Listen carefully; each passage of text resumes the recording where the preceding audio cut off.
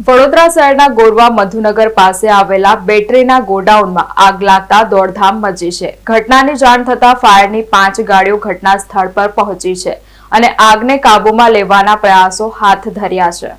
વડોદરા શહેરના ગોરવા મધુનગર પાસે આવેલા કાર અને બાઇક બેટરીના ગોડાઉનમાં આજે બપોરના સમયે આગ ફાટી નીકળી હતી। ગણતરીની મિનિટોમાં જ આગે વિકરાળ સ્વરૂપ ધારણ કરતા દોડધામ મચી હતી। ફાયરની 5 ગાડીઓ ઘટના સ્થળ પર પહોંચી છે અને આગ પર કાબુ મેળવવાનો પ્રયાસ કરી રહી છે। આગને બુઝાવવા માટે પ્રથમ TP13 ફાયર સ્ટેશન અને બાદ વડીવાડી વાસના GIDC પાણીગેટ ERC ફાયર સ્ટેશનની ટીમ સહિત 3 પાણીની ટાંકી દ્વારા આ બેટરીના ગોડાઉનમાં આગ કંટ્રોલ કરવાની કામગીરી કરવામાં આવી રહી છે। હાલમાં જાણવા મળતી માહિતી અનુસાર આ ગોડાઉન રહેણાંક વિસ્તારમાં હોવાથી લોકોમાં ભયનો માહોલ સર્જાયો છે। આ બેટરીનું મટીરીયલ હોવાથી ફાયર વિભાગે ફોર્મનો મારો પણ ચલાવ્યો છે।